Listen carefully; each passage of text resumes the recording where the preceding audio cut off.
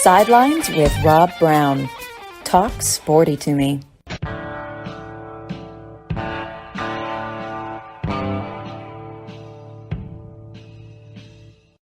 All right, Rob Browne back here with you this Monday. Sidelines going into, guess this is, what can you say about this past weekend?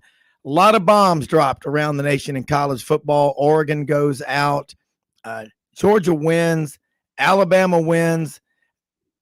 You know what? What's the over and under on the number of pictures that are out there in social media that are being put out from missed calls in the Ole Miss Alabama game? I mean, it's unbelievable. Well, I think there's going to, there's no limit, but fans are frustrated. They get frustrated, but Alabama, they're still Alabama, and they won game, and hopefully Gordon Ford can join us this morning and talk about it. But man, that was a tough game, but you knew Alabama would be there, and the fact that LSU won before them, barely 13-10. Alabama still came out and played. Now Ole Miss has got 2 conference losses. They're mathematically eliminated from going to Atlanta. So what are they going to play for besides pride and the fact that they have a scholarship and NIL money for some of these players? But so many different things to talk about. We'll be with you the next 2 hours, as we are every Monday through Saturday here on Sidelines Live. Follow us on Twitter at Sidelines_live. And in the second segment, David Schultz checks in, the Sultan of the Sunbelt and the SEC down in Mobile, WNSP Radio. Top of hour number 2. Harold Graeter is going to check in from the AutoZone Liberty Bowl, talking about that matchup. Still have an SEC Big 12 tie-in. That could be a really, really good matchup. There'll be some really good teams that are going to be going to these bowls, and Liberty Bowl will get a good one. And in the fourth segment, Jimmy Himes checks in from Knoxville, longtime sports writer for the Knoxville News Sentinel and a daily sports radio show on the Sports Animal in Knoxville. He covers Tennessee closely, very closely, knows the Big Orange really well. So we'll get his take. Tennessee bounced back in a big, big way, took care of business against Missouri. I think 66-24 or something like that.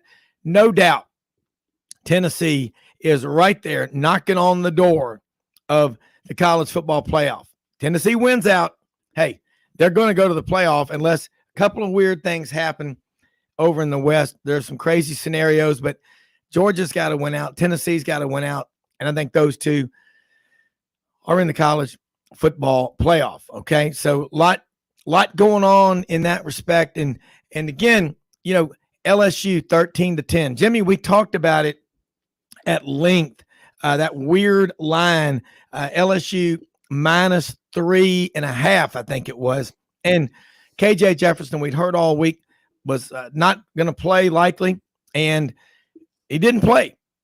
And I'm telling you, Malik Hornsby needs to embrace the role of being a wide receiver. And I don't know if KJ is going to be back for the next 2 games, but Arkansas still has to play Ole Miss, and they've got to play Missouri on the road. They've got a lot to play for, but they're 5-5.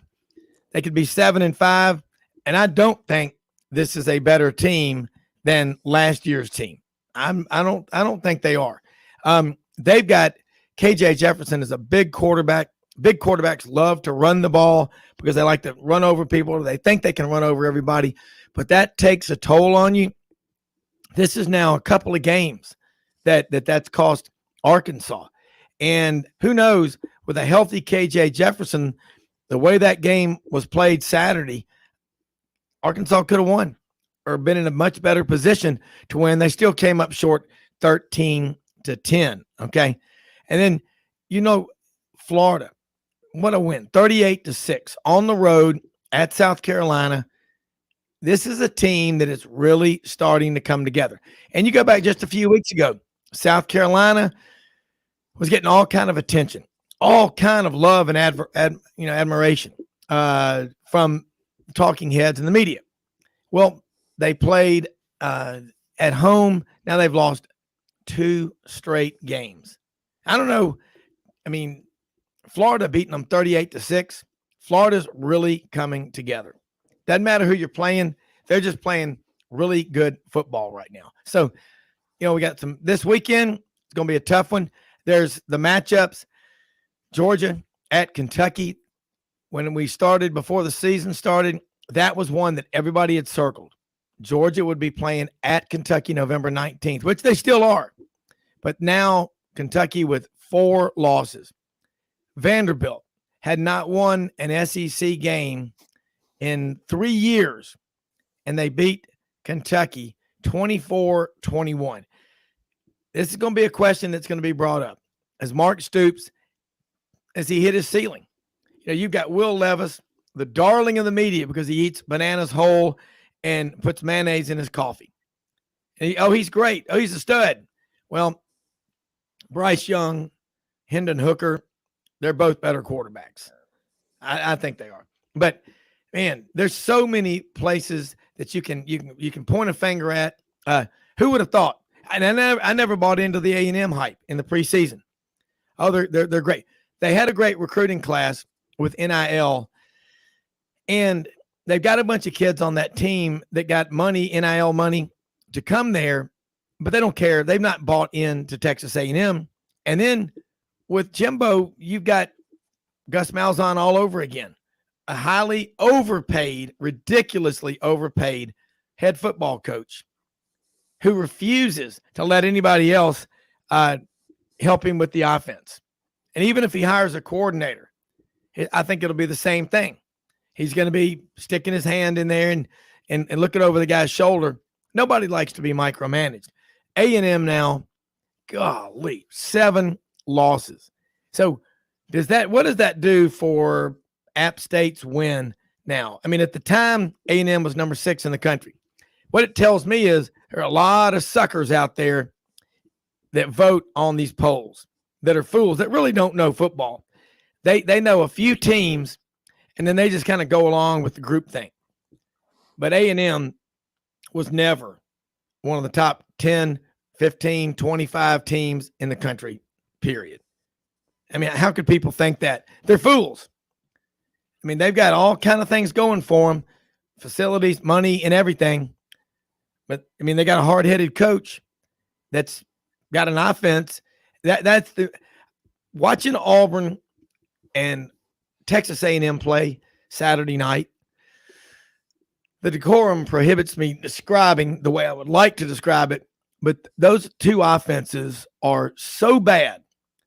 I cannot remember. Auburn had 1 reception by a receiver the entire night. Javarius Johnson. And it was a touchdown. And Auburn wins 13-10. But A&M is definitely the king of the basement now in the league. And they still got to play LSU. So there's so many places, again, where you can shine the light and find a lot of problems. But Jimmy, what was your takeaway? We're talking just SEC. Hadn't even got to the other schools yet, but from this past weekend, you watched a lot of football. Did you learn anything new, or did you learn something about a team or two that you didn't know before?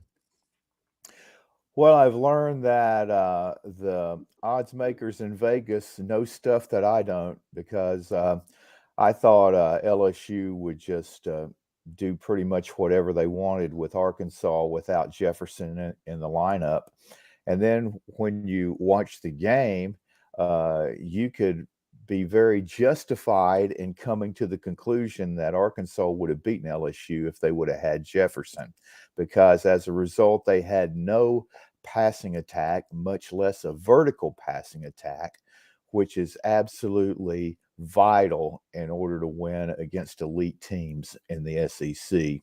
And if LSU wouldn't have had Harold Perkins on their roster, they definitely don't win the game, because this guy is a one-man wrecking machine when it comes to disrupting opposing offenses. I mean, this guy was absolutely spectacular. When you watch him as a true freshman, barring injury, I mean, I can't see a way that this guy isn't put in the same class as players like Cornelius Bennett and Derek Thomas. I mean, he's absolutely sensational. And then with Tennessee, the way they bounced back. Missouri hung with them for a good portion of the game.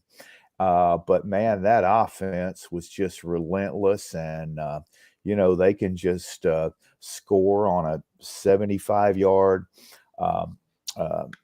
touchdown pass, or they can score any way you want to. But that downfield passing game is just lethal. And tell you what, they're going to be tough for anybody to beat in the playoff. Of course, unless they play Georgia again, they're going to have to figure out a way to match their physical play. But those were two things that really stuck out to me. And then Alabama, a lot of people left them for dead.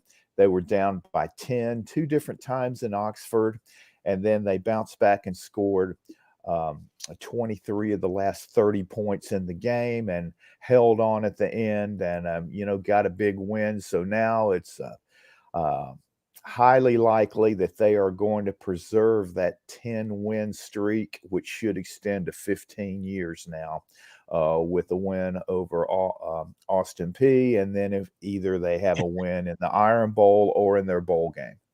Yeah, I don't think it'll be a challenge for them to hit that 10-win mark, and I don't think that's ever been done before. Florida State, 14 straight years, Alabama at 15. I don't know if it's been done prior to what Florida State did, but I don't think it ever had been done before that. Yeah, and also those Florida State top four finishes, the majority of those were in the ACC. And for about the first 5 years, Florida State was literally beating up on basketball teams. They did not lose an ACC game, I think, until 97, their 6th year in the league. So, it's still impressive, but it's not exactly something you can compare with doing that for 15 years in the SEC. Yeah, Florida State actually lost. I remember it was a Thursday night game in 1995 at Virginia, and they kept trying to be cute with the offense. And down on the goal line, could not get in. But first 4 years, one loss in the conference. Been much tougher competition, no doubt, that Alabama's having to play. And over the weekend, there's just so many. The talking heads on TV are trying to push these narratives. Oregon had been playing good football, but Washington was sitting there at number 25. Washington wins on the last play of the game. I was shocked to see Oregon get beat. Very surprised, because they were rolling. But what does that tell you about the Pac-12? That it's a balanced league, or that Oregon just they don't know who's playing great defense out there? But what was the takeaway from that? Because Oregon was sitting there at number 6, trying to make a case to get into the playoff. One of the best games I've seen all year. The quarterback play was outstanding.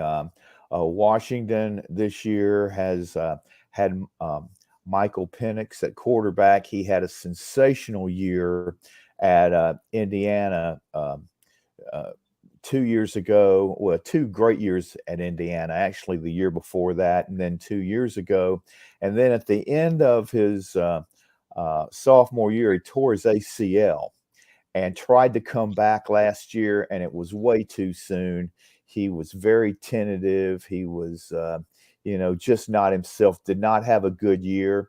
And his coordinator at Indiana, those 2 sensational seasons he had, took the Fresno State job. Kalen DeBoer had 2 great years, got the Washington job, and he was able to get Penix to come out to Seattle, and he has had an absolutely sensational year. And once again, Bo Nix was great, but he got injured late in the game and had to miss a key series with the score tied. They had the backup quarterback in, and Dan Lanning made about 3 very, very questionable strategic decisions from the sideline that really cost him the game. They had a 4th and 1 on their own 35 with 2 minutes left. Nix had come back to the sideline. He had injured his ankle and said, "Hey, I'm ready to come in the game." And Lanning did not put him in. They ran a read option play. The running back slipped and fell. That gave Washington the ball at the Oregon 35, and they kicked the game-winning field goal. Yeah. Although Oregon got down there at the end and had the drive basically squelched by a penalty call when a receiver who had caught a pass at the Washington 20, I believe, had stepped out of bounds during the running the pattern and came back and was the first player to touch it, and they were penalized back to like the 40, and then with loss of down. And Nix, with his ankle being injured, couldn't, get any kind of footing to make that throw into the end zone to hope to win on a Hail Mary play. But it was a sensational game. And again, both teams offensively were tremendous. All right, one more. We're about to go to a break. Big one out in Austin Saturday night. And that would have been the first win over a top 5 opponent at Darrell K. Royal Memorial Stadium for Texas since 99. I think that's what Ken Capps told us last week. Didn't get done. And TCU's got a pretty damn good team. They're sitting there undefeated, but they've still got to play Baylor. And I was all over the place Saturday, but I was looking at one of your text on our thread. Kansas State took care of Baylor. I don't know how good the Big 12 is, if it's balanced or there's just not a dominant team or not. But we're going to do this. We're going to take a quick break. We're going to try to get Gordon on if you can. I have a phone issue. But I mean, around the country, a 4-team playoff just seems like, golly, wait till we get this 12-team playoff. This is going to be great. We're going to talk after the break.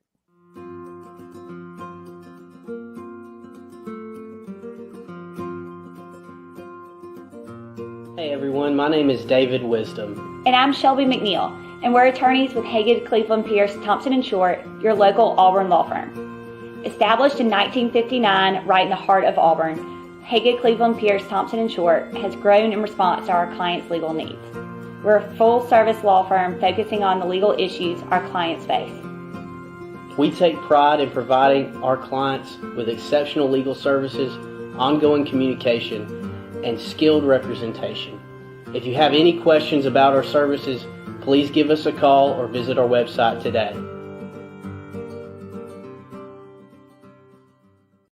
Now more than ever, it is so important to shop local and to buy American. For 60 years, Hewlett & Dunn Boot and Clothing Company has been on the historic Collierville Square, and we strive to sell made in the USA products when available.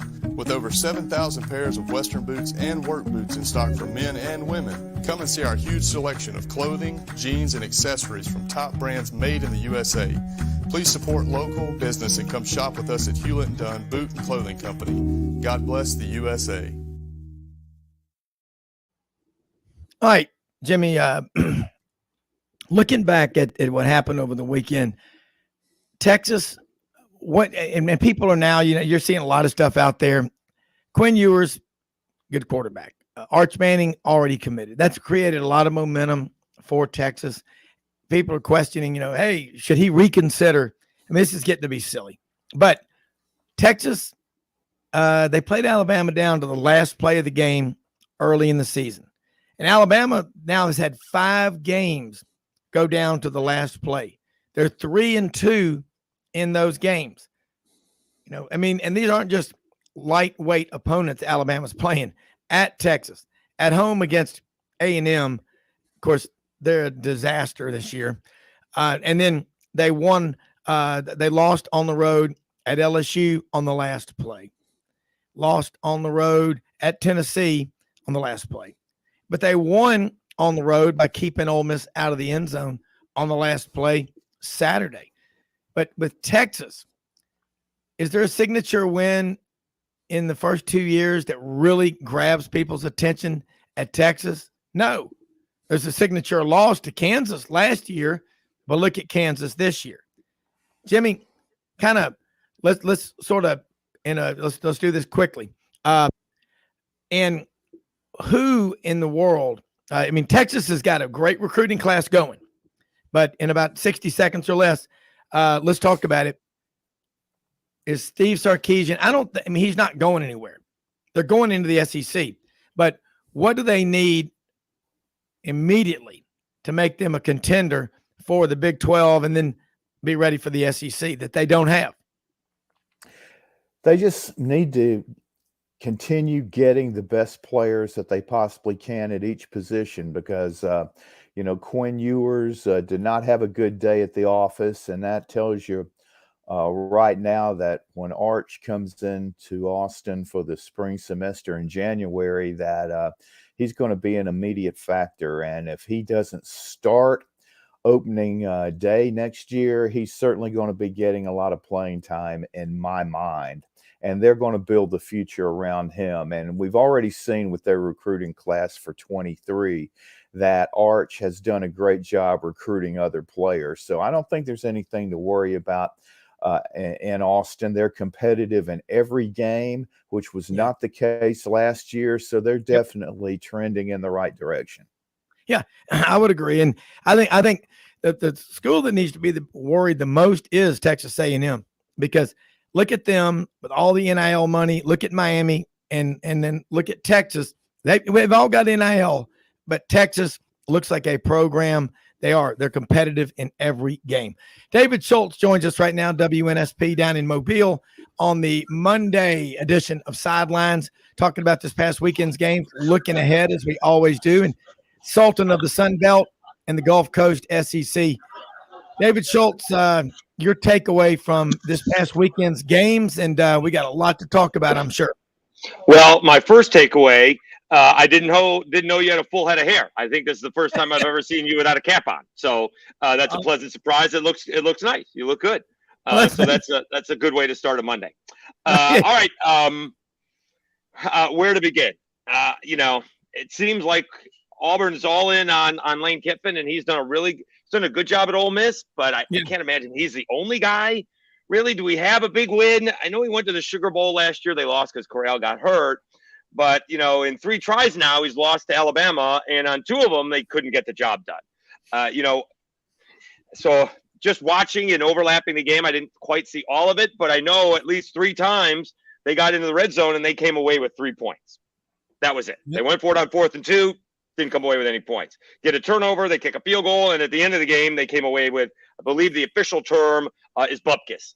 And if you come away with, 7, 14, 21 and all that, you win and it's a rout. So that's an issue there. How about the LSU Tigers? Going to be SEC champions. And now, for what do we got? We got this week, we got Thanksgiving week, and we got SEC championship week. I got 3 weeks of content if a 2-loss SEC champion LSU is going to make the playoff. So that's fun. It's going to be really interesting if that's the case, because I still got people, even in Baton Rouge, think that either Georgia or Tennessee will make it before an SEC champion LSU. Basically, they are rooting for TCU to lose. And then there's a discussion, Michigan's got an awful out-of-conference schedule, just downright embarrassing. So if they lose, they're out. But now that Notre Dame seems to be a little bit better than they were at the beginning of the year, that win by Ohio State appears better. And so maybe if Michigan beats Ohio State can still get in. So there's plenty to discuss. And South Alabama has now won 3 in a row. Coastal actually clinches the East before they play because other teams lose. Mobile's own Carlton Marshall, your all-time NCAA tackle leader. So there's a ton going on. Carlton Marshall, we talked about him beginning of the season. Where did he play, Viger or Williamson? No, McGill Tulane, right down the street. Right down the street from the station. He was a preferred walk-on. He is 5'9", maybe, right? And so, I'm looking forward to it. So, Jim Nagy, executive director of the Senior Bowl, does not hand out gratuitous invites. You really have to be, potentially drafted by the NFL.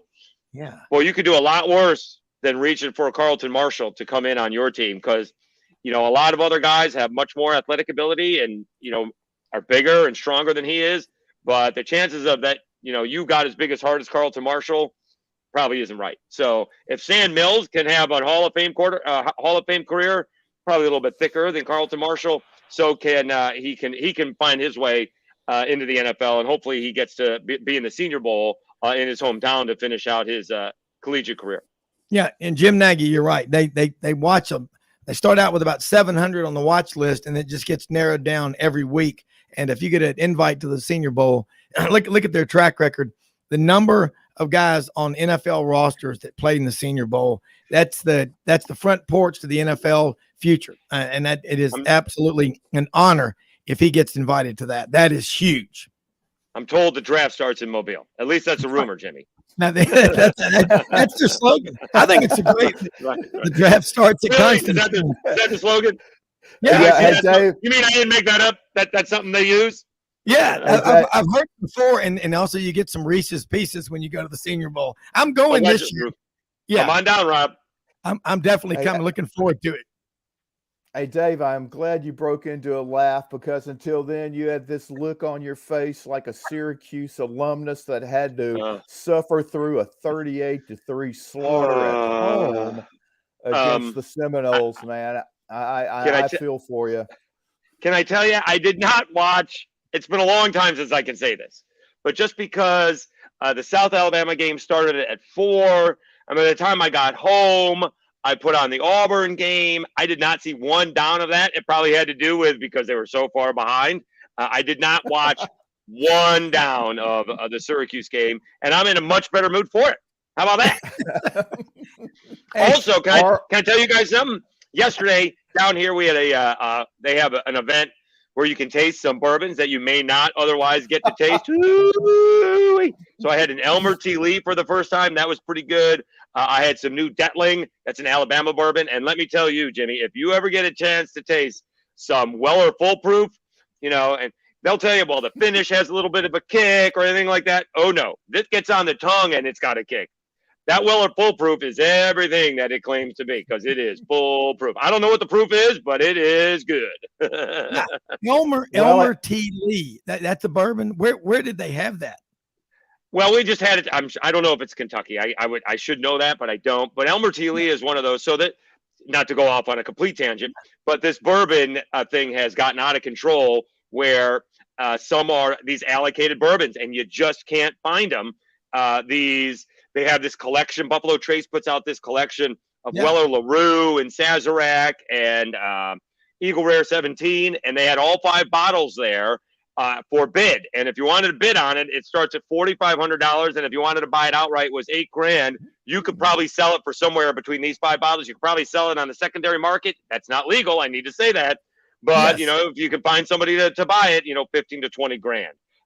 So it's a whole thing. I stand out in line at like 6 and 6:30. We have an end of year sweepstakes coming up. A friend of mine is 6th in line, so he's going to get some really good bottles and maybe grab some for me. So it's a whole thing. But Elmer T. Lee, it's not an expensive bourbon. It's like a $35, $40 bourbon. You just can't find it. So same with the Weller Full Proof. These things are not available in your local store, and you got to get lucky to taste them. And I'm very thankful that I could say talk my way into the event. So it was great. That sounds fun. Jimmy, go ahead. Sorry about that. No. I mean, you're talking Poppy Van Winkle territory. Yes, that's exactly it. That's right. That's very impressive. My buddy's probably going to end up with a Pappy Van Winkle some sort of year. So, 10, 12, 20, 23, something like that. So he's going to end up with a bottle of Pappy Van Winkle for retail for like $100, $150. So that's outrageously good. Yeah, that's as far as the common man's brown water is concerned, I would have to say Wild Turkey is pretty strong as far as having a pretty nice kick there. Right. So, I mean, again, I guess we've gone off on a tangent. So, yes, Wild Turkey 101, back in the days when we were doing school, like everyone was like, this is, the tough stuff. But no, that's a good bourbon. We actually had a taste. A friend of mine wondering if you should buy a Granddad 114. Right. That's what the proof is. So we had a really good. What else did I have yesterday? I had the Weller Full Proof, Elmer T. Lee, Granddad, and the Detling. I probably gave somebody my last ticket because I may not be on the show today if I had the last drink of bourbon that I could have had. That was a prudent decision. That's not really a tangent, because when you're talking about Southern football, bourbon, they go hand in hand. It's like shoes and socks. Dave, I want to ask you your thoughts. and you talk about another program that's just nosedived, Kentucky. They've become the darling of a lot of the people out there. Mark Stoops, a hot commodity. And then it was brought up on the show by some pretty smart people this season. This is year 10 for him. Has he hit a ceiling? Is this just as much as you can do? And is this just Kentucky being Kentucky in football? And the number of people have said, they're still Kentucky. And here they are at 6-4. And it's almost anticlimactic. The matchup this weekend that everybody talked about in August, November 19th, Georgia goes to Lexington. Kind of give us your thoughts on Kentucky. They lost to Vanderbilt Saturday. Well, if you took over under Vanderbilt, a half a SEC win, you are a winner. If you took the over, I honestly, I have not watched a whole lot of Kentucky this year. I don't think they're on either Alabama or Auburn schedule. For whatever reason, Will Levis has not lived up to the hype. All right. As early as, or as late as September, he was going to be, maybe the second or third quarterback taken. And so he hasn't lived up to the hype. They should have probably they should have beaten Ole Miss, right? They blew that ball game, and it sort of dovetailed from that. So maybe they've lost that game multiple times, right? Their goals were gone. You think losing to Vanderbilt was bad? Wait till they lose to Louisville. It's really going to get bad if that's the case. No, I think Mark Stoops has done a really good job. Yeah. They're not really getting blown out, but losing to Vanderbilt is not great at any point in time. I don't know what the max is at Kentucky. I think they're going to be happy if they win 8 to 10 games a year. They just didn't do it with Will Levis. He's more quirky than good quarterbacking, I guess. And so I think that's fine. You're just going to be Kentucky's never competed with the Tennessees and the Georgias of the world, and here comes Napier with Florida, and it's going to be really hard to compete in the SEC East. It's going to be a little top heavy compared to the West, but I think Stoops is fine. I think he's fine in Kentucky. Yeah, well, I do too. I don't think he's going anywhere. I'm saying that you can see why people that have been watching football a long time will say they're still Kentucky, and look at them. It doesn't matter. Here they are at 6-4 with a quarterback that had all that hype. They're still Kentucky, and it's just some programs that's just as good as it gets.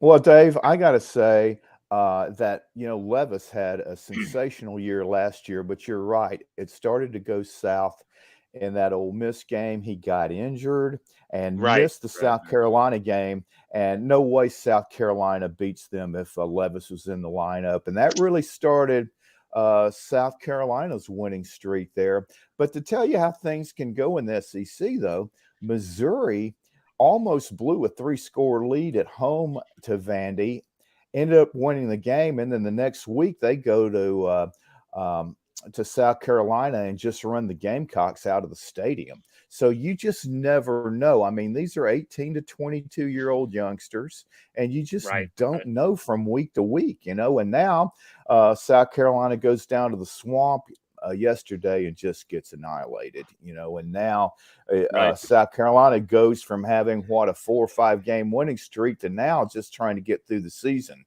And going to Clemson is probably not going to be a very enjoyable visit. So, we'll just see how things. I agree. I agree with you.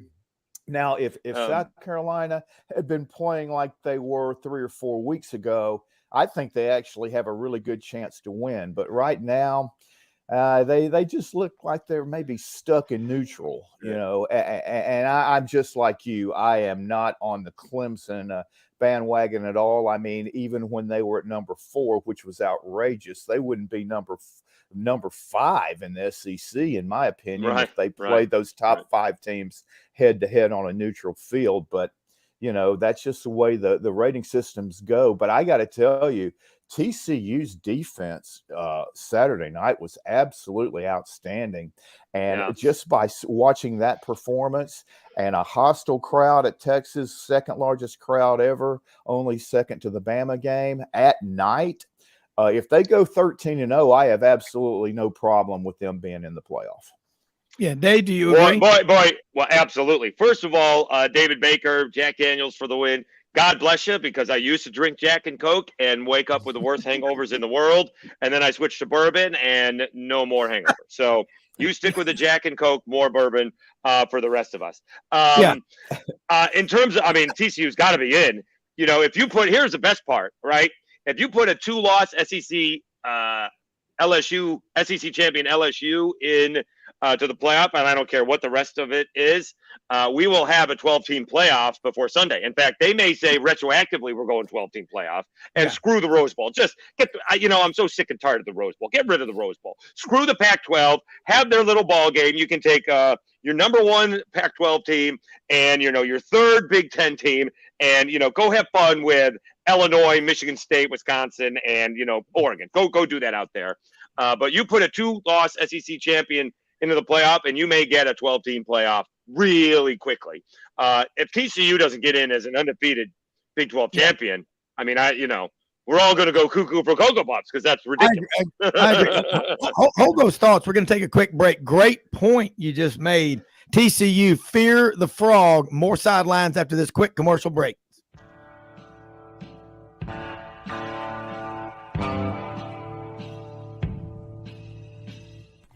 Red River Ford and Toyota, located in Wynne, Arkansas. If you're in the market for a new or used car, truck, or SUV, call, go online, or drop by and see them. Located 45 minutes from Memphis, go off the 4-city exit on I-40 and go north about 15 minutes on Highway 1. Easy to work with and still believe in customer service. If you live out of town, they will deliver your vehicle to you. RedRiverFordToyota.com. Just see what they can do. Strengthen your seed zone this spring with quality tillage equipment from House Industries. Located in Cherry Valley, Arkansas, House Industries specializes in manufacturing superior equipment that will minimize your downtime and keep you working in the field. To ensure the highest quality control, all design, fabrication, and testing takes place in a 99,000 square foot manufacturing facility located right here in the heart of the Delta. Locate your nearest House equipment dealer online at houseindustriesinc.com. House Industries, breaking ground. Sidelines with Rob Browne. Talk sporty to me.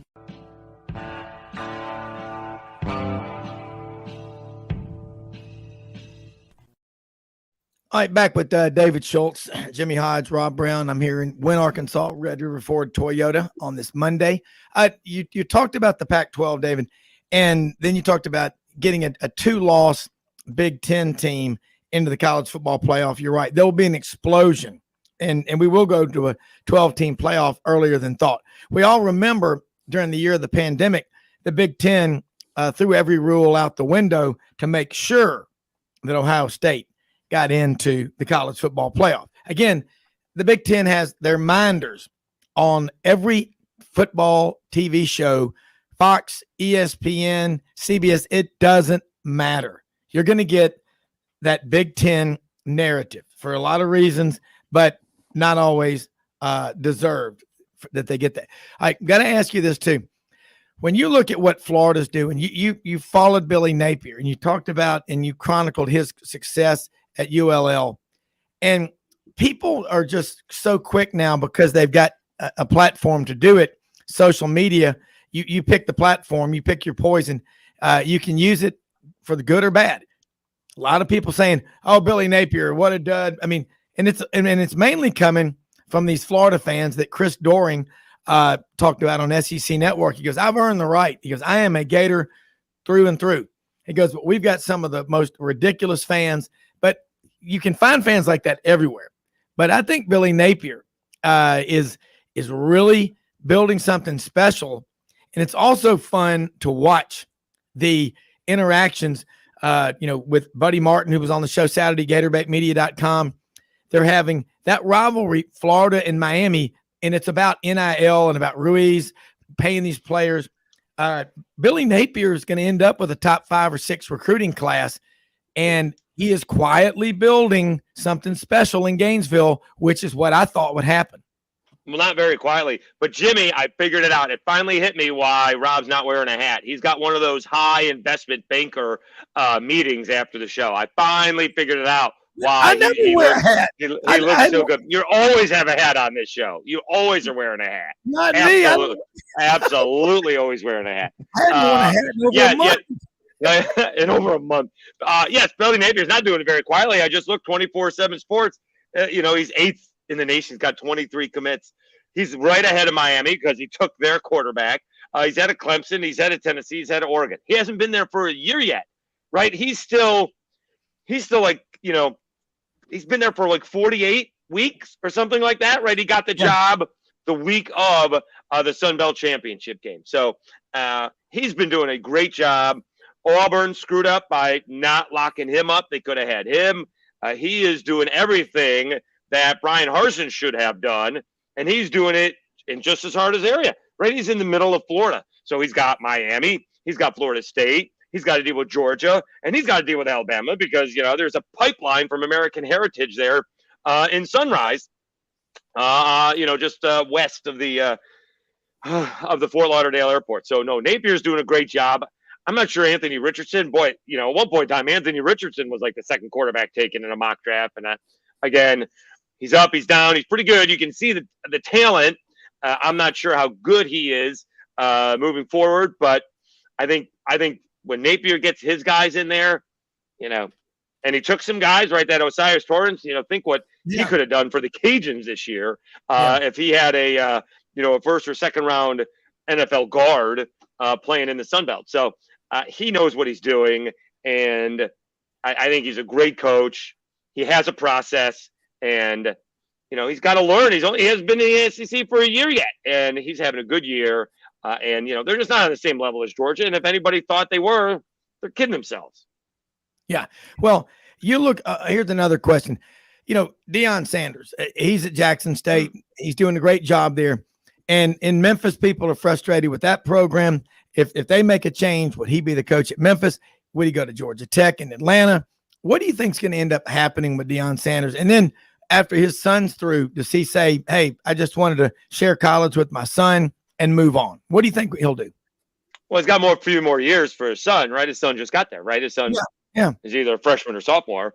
He's not going to Memphis. He's not. Why would he take the Memphis job? He's on a much higher plane than that. Word came out that Lane Kiffin is being offered the Ole Miss job. It feels very, very, or offered the Auburn job. Feels very Jimmy Sexton-ish to me. He's going to get a raise at Ole Miss and maybe stay there. Yeah. I would think that Deion Sanders is looking at big time Power 5 jobs compared to Memphis. I don't think he needs to do the group of 5. He's doing a great job at Jackson State, and they have some serious issues in the state of Mississippi. We're talking about they had storm issues, and then they had a lack of water. Right, there's no running water at Jackson State. That's an issue, right? They're dealing with bottled water, and so this is stuff that's above everybody's pay grade, especially his. But somehow he's dealing with it, and they came down here. They played down here and beat Alabama A&M, and I presume we'll see some more HBCU guys in the Senior Bowl. But I think he's either going to stay at Jackson State or bring his son and Travis Hunter along to whatever Power 5 team that he goes to. And I would think that, he's going to skip right over the Memphises of the world. Apparently West Virginia is going to have a job opening. I'm not sure if he's going to West Virginia, but that's the next Power 5 job that's going to be open. So there's going to be plenty of opportunity for him to land whatever job that he wants. Yeah. And a lot of people are saying same thing like with Cadillac. Why couldn't Cadillac be Auburn's Dabo Swinney? And who knows? Right. But you like to have a guy that's had head coaching experience that's been around long enough to understand, because it's the emotion right now. The emotional part of it, Cadillac gets an A+, but it's just Monday through Friday, all that stuff, you got to deal with as a head coach. When you're a head coach, you really don't get to coach that much. Be honest about it. You're basically managing all the other coaches, and you better not mess up those hires. So you look at the job openings, and I think Deion Sanders, eventually will be a head coach. I don't know if it's Power 5 or what it's going to be, but I think fans have to be very careful, guys, about getting caught up in the emotional part of it. And just because somebody's all excited and all like that about being there, it's a grind. It's year round. It's the public speaking appearances. It's the media appearances. It's all that other stuff that there's so much involved in being a head coach. And I think Brian Kelly, he looks like he's been at LSU for years. He looks so comfortable in that job, guys. Yeah. Well, Brian Kelly's a really good football coach, right? Yeah. I mean, he may not be all warm and fuzzy, but he's a really good football coach. That's one of the better in-season coaching jobs that we've seen this season. As far as Cadillac Williams goes, we do have to be careful. You got to make sure that he understands. He'll crush all that stuff that you were just talking about. And he's in with all the high schools in Alabama already. But can he handle it when it doesn't go well? And let's be honest, Auburn really hasn't played all that well the last 2 weeks, right? They fell way behind Mississippi State, and then when given a chance to win it, they blew it. And I want to make this perfectly clear. I don't think this is what happened. I don't think this is the case. But boy, if you want to claim that someone was shaving points in that Auburn A&M game, it looked really bad when you fumble the ball. You get lucky to get it back, and then you fumble it again. And for some reason, I don't know if they blew his forward progress down or whatever the case was. But, I mean, Auburn tried to give that game away time and time again. I think the more interesting thing, Jimmy, is what is going on at A&M. This is a guy that just will not change. He's had 3 top 10 recruiting classes. Forget the 2020 or the 2022 class. Yeah, forget about the 2022 class. Yeah. He's had 3 top 10 classes. A&M is lost. And I'm trying to think about it. Is there a more overrated program in America than Texas A&M? Like ever? Miami? Like ever? No, Miami had a 20-year run. I know that. I'm talking about right now. No. No, other than one double-digit win season in this millennium, Texas A&M. That was the 2012 11-2. They've never won anything. They haven't won anything. Have they even won a baseball championship? I mean, Ole Miss and Mississippi State are back-to-back at NCAA championships. A&M may be the most overrated athletic program maybe ever. Like ever. It's because they have a lot of money. Yeah, and Jimbo's 5 years in now. Right. And that's what makes it worse, coming off the number 1 ranked recruiting class in the country. And how many of those guys are going to leave after this season? Maybe half? I'm guessing it's going to be more than 5 or 6. I'd say it could be up to 10. He's going to finish with 4 wins this year. Maybe 1 in the SEC, and that was Arkansas, and they got lucky to win that one. Yeah. I mean, Arkansas, I can't tell you how I can't tell you how much I love it. And I'll tell you right now, Rob, Jimmy, everyone's going to be in the A&M bandwagon in Nashville next year. And who's going to take over for Alabama because they're losing all these guys? Is it going to be, say, Kiffin stays? Is it going to be Lane Kiffin and Ole Miss? Is it going to be Jimbo and A&M? They'll all be on the bandwagon again. Well, they can't be that bad again, can they? Yeah, they can. Yeah, they can. Well, Dave, going back to Lane Kiffin, I mean, in that Alabama game, I mean, how many times is he going to stay with this analytic stuff and making decisions to go for it on 4th down? I mean, both those times they chose to go for it. They pass up field goal attempts. And in a game like this, it kills you. Yeah. This is not the Alabama offense of a couple of years ago. I get it. A couple of years ago when they're putting up 45, 50 points a game, they're not. Right. And Alabama kicks a couple of field goals and they win it. I mean, it's just killing me. I love analytics and I love going for it. I don't think field goals win you football games. Cajuns won a game because they kept on kicking field goals. They kicked the record 6 field goals. So Georgia Southern couldn't get back into the football game. And same thing happened, not to go to the pros, but Sean McDermott up 10 points with 10 minutes to go, goes for it on 4th and 2 instead of going up 13. What planet is he living on? These guys are hamstrung by the analytics, which is hilarious, right? It should be the other way around. But these guys are overanalyzing analytics. And I just don't get it, right? This can't be a 5% chance of better. If you make it, you got a 5% chance of winning it. No, the way I'm going to go for it is if I get a 20 or 30% chance of winning it. I can't base winning it on a small percentage. Kick the damn field goal, go up 13 if you're the Bills.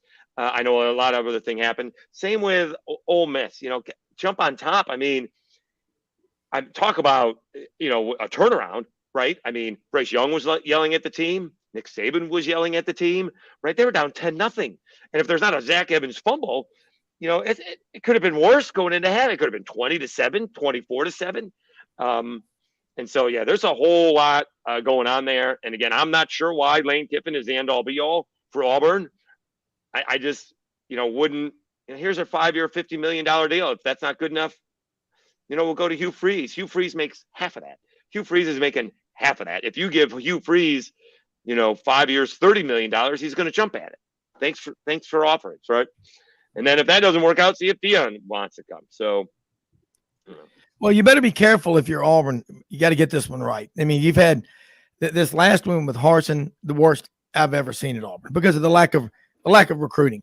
So then you got to put the staff together and do all that. But that'd be interesting, Rob. Let me ask Jimmy this. Yeah. Jimmy, you give Cornell the job, you got to surround him with the right assistants. So it's one thing for him to give his friends the gigs, right? And surrounded by other Auburn guys. And you got to give him freedom to hire who he wants. But you also have to say, we sort of need half approval here to make sure you are surrounding yourself with the right guys, right? Who are your top 3 candidates for these major positions? And let's discuss it before you decide. Kind of like that. Kind of like a review. And maybe give him the final say because you don't want him pissed off just beginning his tenure. You don't want to have him hire somebody he doesn't want to hire. So it's going to be interesting to see who his big time assistants are. Either way, I think if it's not Cadillac as the new head coach of Auburn, I certainly think he's sticking around.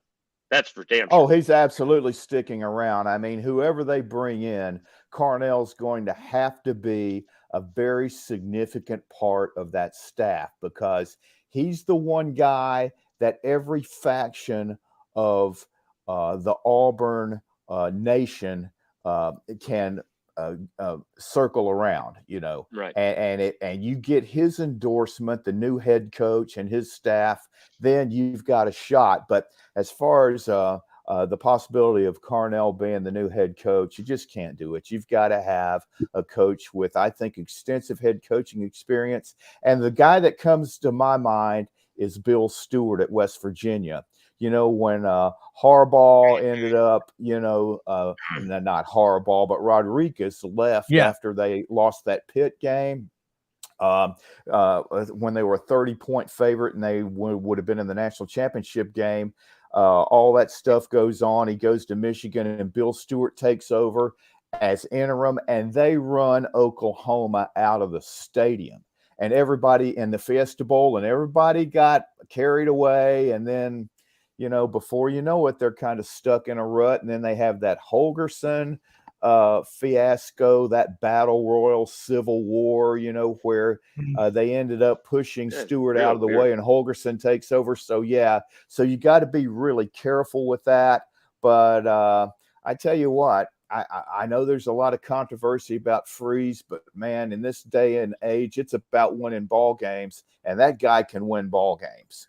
But now you got to consider all the other stuff too. So it's never simple. It's always complicated. Right. Yeah. I mean, here's the thing: Hugh Freeze has done a much better coaching job than Lane Kiffin has done in terms of just coaching.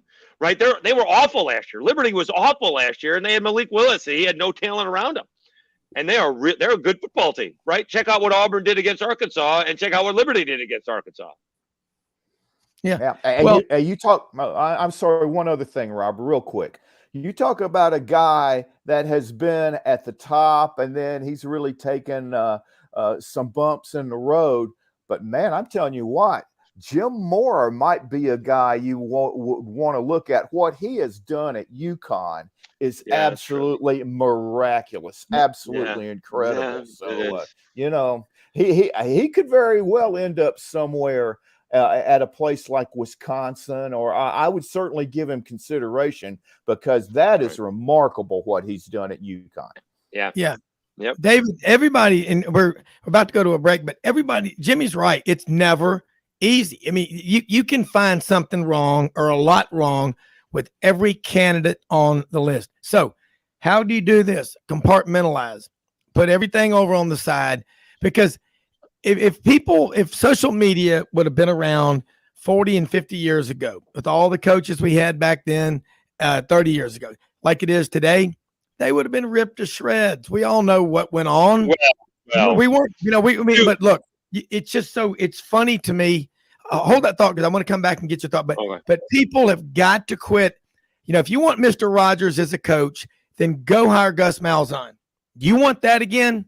You want a guy wearing a sweater vest there that gets paid $7 million a year that always talks about getting butter but doesn't get butter. We'll be right back after this break.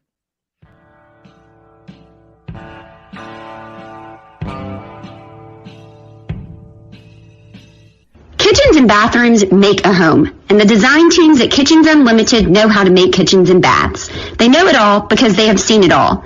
Kitchens Unlimited has been designing and remodeling the Mid-South's kitchens and baths for over 50 years. Check out their showroom at 3550 Summer Avenue or visit them on the web at kitchensunlimited.net. If you have a crash, dent or ding, go to G.E. Patterson and BBG for Tom Martin's Body Shop. Come on down to Hewlett & Dunn Boot and Clothing Company, located on Historical Square in Collierville, Tennessee. Hewlett & Dunn is the second largest Filson dealer in the Southeast, stocked with Southern brands you know and trust. And a new inventory arriving all the time. Do yourself or someone you know and love a favor and visit this store. Open Monday through Saturday, 10 a.m. to 5 p.m. Red River Ford and Toyota, located in Wynne, Arkansas. If you're in the market for a new or used car, truck, or SUV, call, go online, or drop by and see them. Located 45 minutes from Memphis, go off the 4-city exit on I-40 and go north about 15 minutes on Highway 1. Easy to work with and still believe in customer service. If you live out of town, they will deliver your vehicle to you. RedRiverFordToyota.com.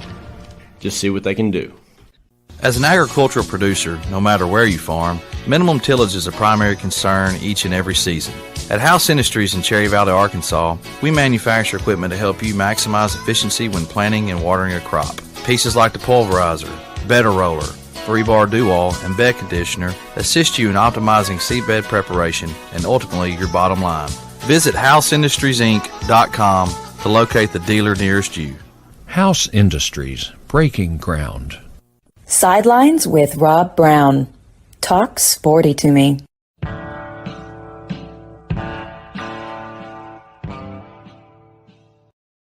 All right, Rob Browne back here. A few more minutes with David Schultz, WNSP in Mobile, and Jimmy Hodge and I talking. And David, before we went to the break, I was just trying to make that case that, golly, every candidate you hear for the Auburn job, you hear, well, Freeze this, Kiffin that, Dan Lanning.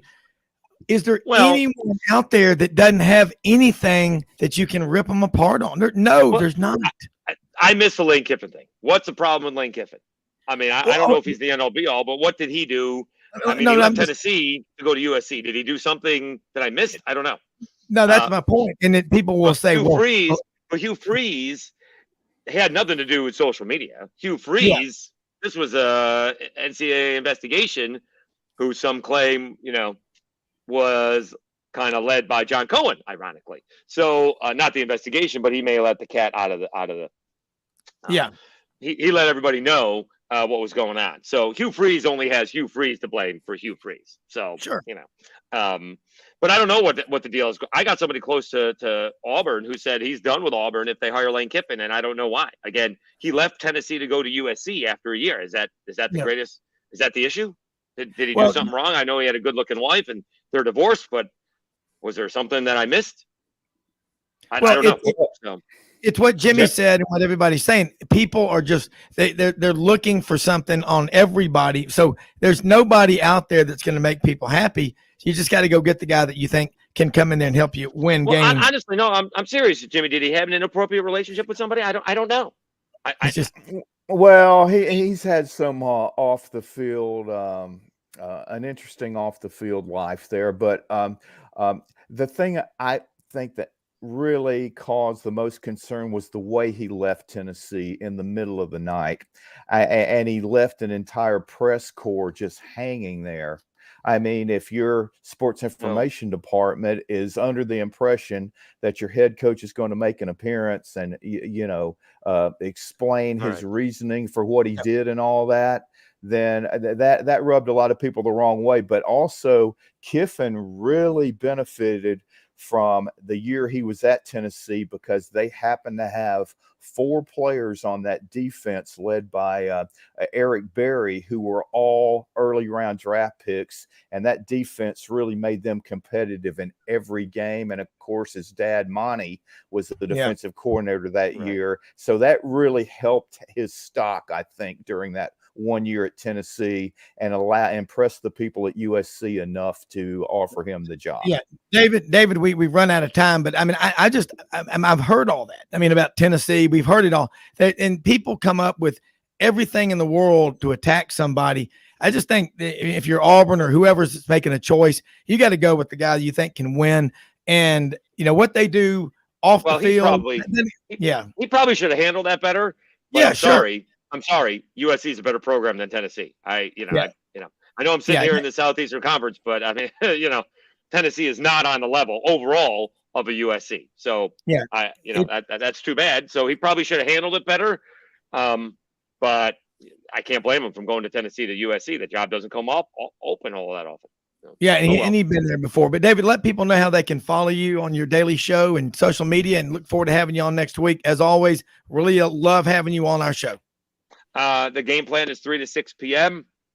At SchultzCast on Twitter. We do Locked On Sunbelt as well. And we got a big basketball game tomorrow night, the Alabama Crimson Tide coming down to take on South Alabama. And watch out for the Sunbelt in basketball. Southern Miss beat Vandy. Georgia State almost beat Georgia Tech. The Jaguars almost went in New Mexico and took them down. So we're looking forward to basketball season as well. Well, we'll be talking a lot about it with you because I love basketball like I do football and college baseball. Dave, have a great day. Thanks. Thanks, guys. All right. Executive Vice President of the AutoZone Liberty Bowl, Harold Graeter, joins us right now from Memphis. And Harold, here we are going into week 12 college football season. Want to start getting into this because bowl games, matchups and stuff are being put together.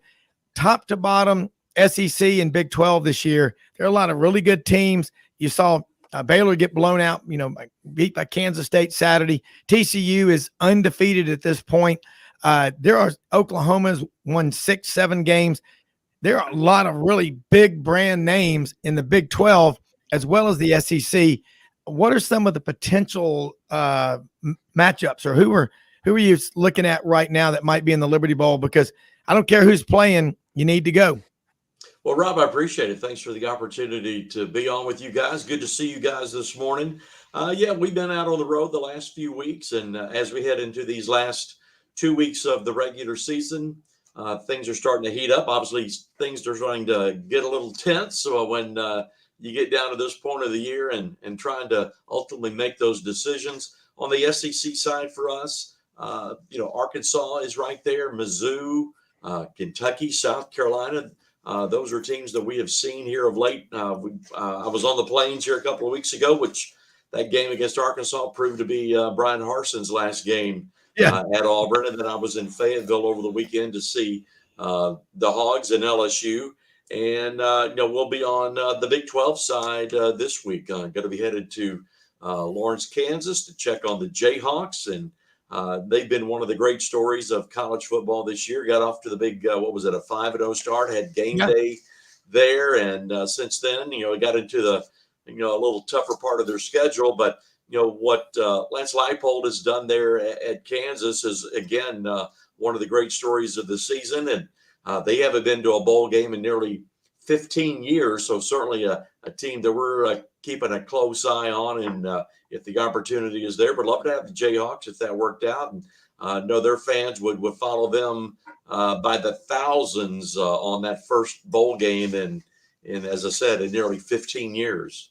Yeah. Harold, I know you've only got time for the first segment and you got a meeting to go to, but you get to see a lot of coaches out there that are young and early, up and comers in their careers. Who are some coaches out there that have really caught your attention that you've seen on the trail this year? Well, the games that I've actually been to, have been, veteran coaches, with the exception of Clark Lee. And we actually had Clark in town a few weeks ago for the Memphis Touchdown Club. And, I've gotten to know Clark a little bit these last couple of years, and was up there for a ball game here a couple of weeks ago when they played South Carolina. And at Vandy, I think certainly the commitment to athletics overall and football in particular has changed. There's a big push there with finally investing in the facilities, investing in the coaching staffs. And so Clark, coming from Notre Dame to Vandy, he's a Vandy guy. You see them get a big win for them this past weekend. So you see, as an example of what is possible at Vanderbilt. Now, are they going to be Alabama, Georgia? Probably not. You don't expect that, but you see the makings of them to be at least be competitive. Of the young coaches, I like Eli Drinkwitz. Just got a contract extension. Obviously, work to do there, but you see progress there at Mizzou. Big fan of Shane Beamer's. He is, I think, the perfect fit for South Carolina. He's worked his way through, has been in big-time programs, obviously came up in a football family with a legendary father as a coach. So he has been exposed and he knows what it takes to win. So those three guys are coaches that I've been around this year. And of those three, don't want to slight the other two guys, but I'm a big fan of Shane Beamer. And it'll be interesting to see what he does as the years go along there at South Carolina. Yeah. Harold, another one. When we talk about right now, we have a 14 playoff, and there's all this talk. We're going to go to a 12-team playoff. We know we are. That's going to get, I think it's going to increase interest around the country because right now, the way things are shaping up, it's going to be probably 2 from the SEC. The Big Ten will move heaven and earth to make sure somebody from that league gets into the playoff. And then there's, TCU. If they keep winning, they cannot keep them out. So your thoughts about the 12-team playoff, and I know we've brought this up a lot on the show when you've been on with us before. I love the bowl games. I love college football. I mean, you know, too much is never enough with me. You got to make the games relevant. What can be done for teams? We have NIL. Can you write it in the contract? If you're getting NIL, regardless of what happens, you have to play unless you're injured, and don't fake it. You got to play in every game, including the bowl game. You know, Nick Saban talked about it when he got to LSU in 2000, the team meeting. The goal of everybody in that locker room was to get to the Sugar Bowl. And now look at LSU. Look at all these different schools. Last year, LSU in their bowl game had 38 scholarship players dressed out. All these excuses, opting out. Don't give me that PC word. That means you quit, okay? You quit on your teammates. You quit on yourself. You'll quit everything tough the rest of your life. So what can be done to incentivize these guys to make sure, because the bowl games matter. The tickets aren't free, and it's celebrating college football. You know, Rob, that's a great question. I know last year, maybe 2 or 3 of the bowl games kind of dipped their toe into the NIL waters last season. We continue to evaluate that and assess that. And we still may do something this year. We haven't made that final decision. We're kicking it around. But I'm still not certain as we do our due diligence on that topic. I don't believe the scenario that you described. I don't think you can make it a pay to play kind of thing where you put a clause in the agreement that you have to play, you have to be there. We're looking at that. So I'm not sure what the rules allow, what they don't allow, but just on first blush, Rob, I don't think anything that hints at pay for play can be a part of that agreement to have a player, do a social media posting, you pay him X amount of dollars. Yeah. Well, I'm really talking about the schools themselves. I would think that's in there, not from the bowl really, but you know what, dadgummit, they ought to have the pride to want to play for their schools. And this stuff about, look, let's be honest. Harold, you could park your truck and be getting out and slip and roll your ankle as a fan. Fans could get hurt going to the games. I'm going to say this every chance I get. No one ever talks about the fans. There's 80, 90, 100,000 fans. There'll be 60,000 at the Liberty Bowl. You could get hurt driving to the game. You could get in a car wreck. Anything could happen. I mean, this stuff of playing scared. I mean, that we got that. I guess the message I'm saying is guys need to show up, man. You don't just show up to work when you feel like it, or you're going to get fired. I hear you, Rob, and I know you've been really diligent and have held that line for quite a while. But that's almost an old school mindset. Not that I disagree with you. Yeah. But the world has changed, and between the transfer portal, NIL, guys opting out to quote unquote get ready for the draft, that's been happening for quite a few years. It now. has. And when the financial incentives or the potential financial incentives are so great, those are business decisions. Do you like it as a fan of potentially your best player opting out of a bowl game? And again, as a part of that, the whole opting out is, the mindset has become on some level of, if you're not in the playoff, everything else is meaningless. And that's dangerous and not healthy for all of the rest of us in the bowl world. And I'll tell you this story, Rob, that I had an AD tell me earlier this year, that this was from a Conference USA school who went to a bowl game last year, or maybe it was 2 years ago, where the destination was on the beach. Mm-hmm. And of course, it was a pre-Christmas bowl game, but it was a bowl game. And the point of the story was that this AD said, look, if we don't go to a bowl game and we don't get a destination to the beach, he said it was the first time most of the kids on their football team had ever seen the ocean, had never been to the beach. Yeah. And may never again get to a beach destination.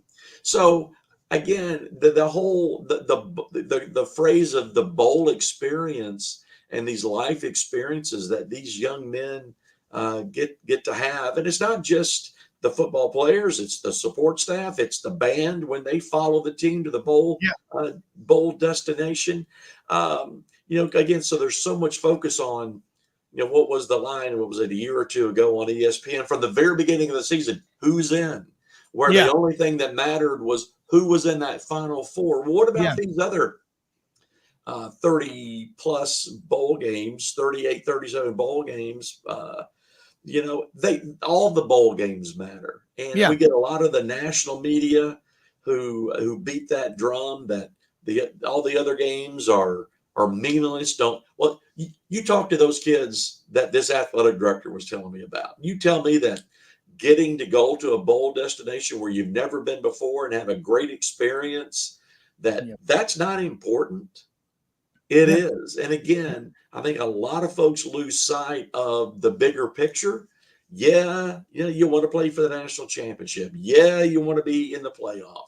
But there are other things that make the game of college football special, make the bowl special, make them so unique, and made them a part of the fabric of America for 100 years plus now. And for us here at the AutoZone Liberty Bowl, this is year 64. We're the seventh oldest bowl game.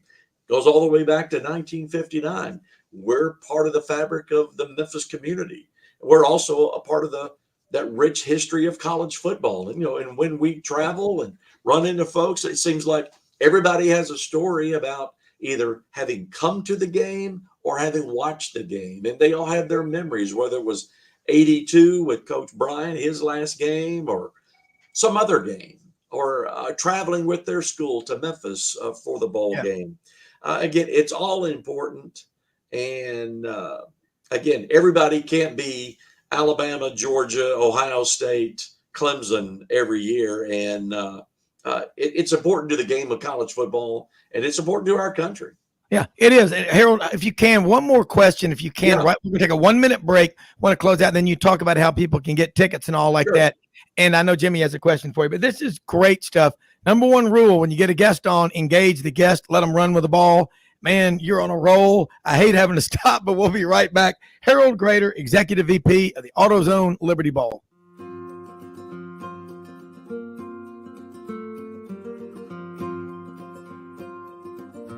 Hey everyone, my name is David Wisdom. And I'm Shelby McNeil, and we're attorneys with Hagen, Cleveland, Pierce, Thompson & Short, your local Auburn law firm. Established in 1959 right in the heart of Auburn, Haggett, Cleveland, Pierce, Thompson & Short has grown in response to our clients' legal needs. We're a full-service law firm focusing on the legal issues our clients face. We take pride in providing our clients with exceptional legal services, ongoing communication, and skilled representation. If you have any questions about our services, please give us a call or visit our website today.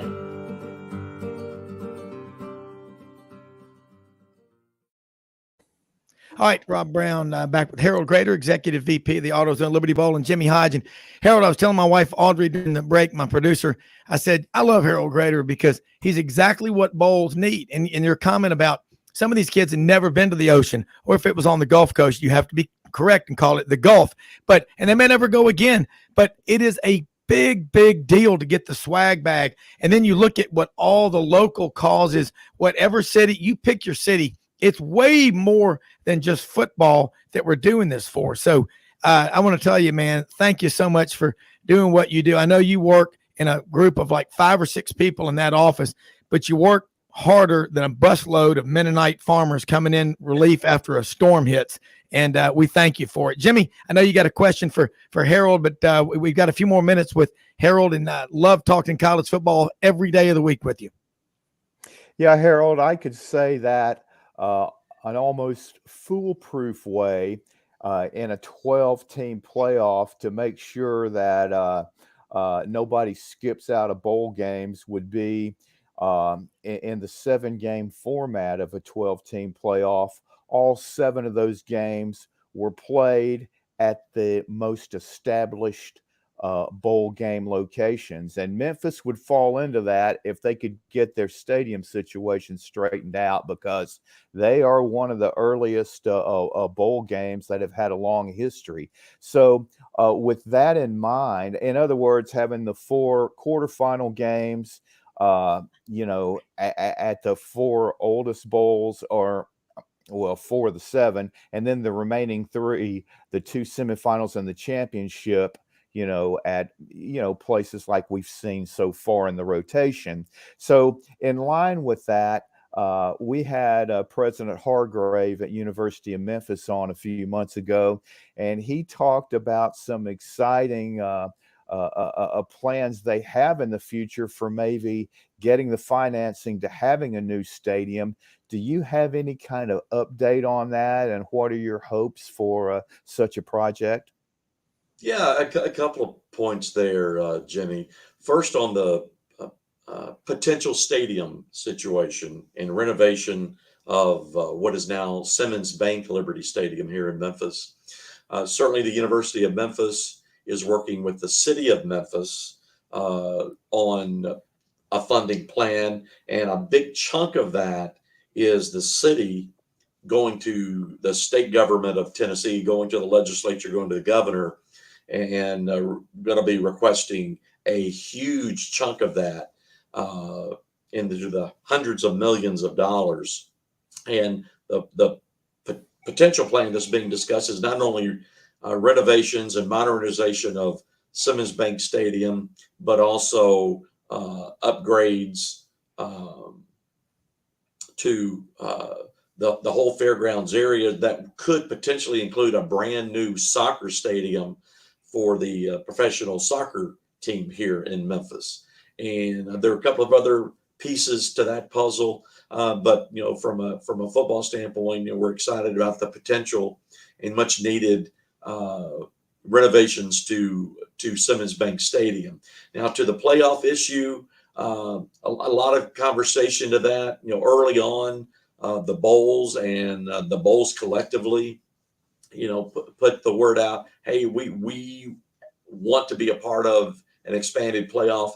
But I'm seeing more and more conversation from athletic directors that are pushing to have the playoffs on the campus sites. The first round, maybe even the second round, their motivation is they want to put that ticket into their season ticket package and be able to drive season ticket sales. So right now, at least from what I'm seeing from athletic directors, that the appetite is not there to have those early round games at bowl game sites and incorporating bowl games, but only maybe the semifinals, and then of course the national championship game will continue to be bid out, similar to what the NFL does with the Super Bowl. So we'll see.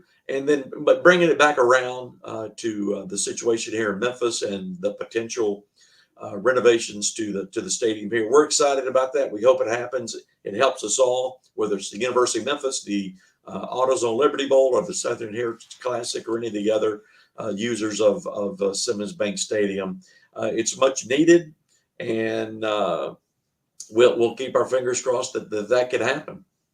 Yeah, if I were a bowl game, I would give out like pamphlets, get someone to do it, sponsor or whatever, on the history of college football, because we got 153 years of this great game.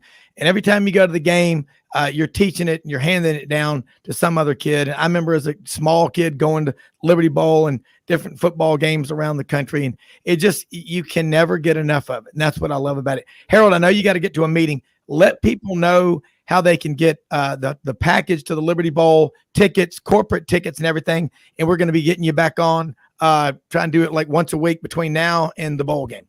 Sure. Well, Rob, again, thanks for having me on. I appreciate the opportunity. Great to see you and Jimmy. We have operators both standing and sitting here at the world headquarters of the AutoZone Liberty Bowl in beautiful downtown East Memphis. You can go online to AutoZoneLibertyBowl.org, or you can call us here at the world headquarters, 901-795-7700. Again, season winding down. It's getting to be an exciting time where we'll see how that SEC Big 12 matchup comes down the pike. Of course, Selection Sunday right around the corner. That's Sunday, December 4th. So, like I said, I'll be on the road this week at Kansas, and then depending on what happens this coming Saturday, will determine where I am Thanksgiving weekend. So it's an exciting time. We're looking forward to it. And again, appreciate being on, and we invite folks to join us here in Memphis for the AutoZone Liberty Bowl on December 28th. Hey, look, you're why we love college football, and tell everybody there at the Liberty Bowl, thank you for annuitizing the greatest game ever. That is college football. Have a great one, Harold. Thank you, Rob. Appreciate it. Right. You bet. Jimmy, that's a great question, great series of questions that you brought up about keeping those bowl games in there. And remember, Stat Tiger a couple of summers ago put all those stats out about the Liberty Bowl, but you pick your Liberty Bowl. I mean, look the Birmingham Bowl, Sugar Bowl, whatever it is, there's so much history. But what you're doing is you're getting the local towns to realize, hey, the economic impact of bringing a football game with 40, 60, 80, 100,000 people to your town, that's an additional huge revenue boost. I mean, that right there ought to get you excited. And again, Harold, you talk to Harold, he gets to go out. I spent a lot of time talking to him at SEC Media Days. He's able to go out to all these places and see a lot of these coaches we're all, not that familiar with and whatever. But I agree with you that proposal of 150 to 200 million by Simmons First Bank, which is headquartered out of Pine Bluff, Arkansas, but they're moving a lot of their stuff to Memphis now. That is a 21 billion plus bank. They make that kind of an investment. You look at what Protective Life did in Birmingham with Protective Life Stadium, and you look what they've done in Mobile with USA, with the Jaguar Stadium. Look what Troy's done. You look around the country at these different stadiums, you get the corporate folks involved. It's limitless what you can do. But college football, Jimmy, I think the greatest thing about it, it's the relationships that you build, going to the games, tailgating and everything like that. And Liberty Bowl, December 28th, it may be cold. It could be, I've been out there before when it was sunny and I was in a t-shirt. I promise you by the end of the game, hey, it was cold. But you know what? That was fun, because that's what we remember about these games is, going from sunshine to sleet. Big deal. I'm a duck hunter, man. I love this stuff. If you own all that expensive outdoor gear, put it to good use. Go to the games. Who cares I really don't care who's playing. If you love college football, you want this game to be around a long time, you're going to support it. Jimmy, I know you are out there watching every game that's on, as is our next guest, Jimmy Himes. Longtime sports writer for the Knoxville News Sentinel, host of a daily sports radio show, one of the great ones up in Knoxville on the Sports Animal. And Jimmy Himes, Welcome to Sidelines on this Monday.